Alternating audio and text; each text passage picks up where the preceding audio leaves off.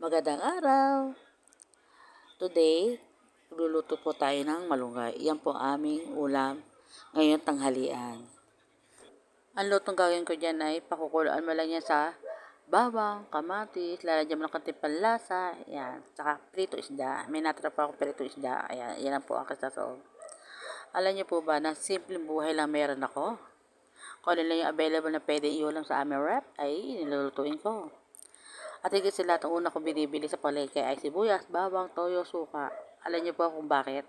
Dahil kapag wala ka pamili, pwede mo yung igisa yung gisa mo yung sibuyas, bawang, lagyan mo toyo, suka, may adobo ka na. O kaya kung may available ka na itlog sa rep, laga mo, o gawin mo adobong itlog. O yan. Ganyan lang kasimple ang buhay namin mag-anak.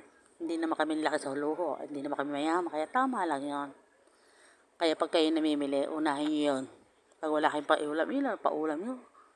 O hindi naman, huwag nyo naman iisipin na magkakasakit kayo pag yun lagi ulam nyo. Kami nga lumaki sa ganon. O, minsan nga tubig at asin lang ulam.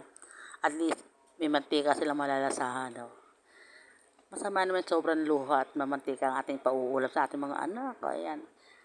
Yung malunggay na yan, galing niya sa harapan ng bahay namin. O, yung kamatis, itaklang niya sa harap namin. Ayan, niluto ko na.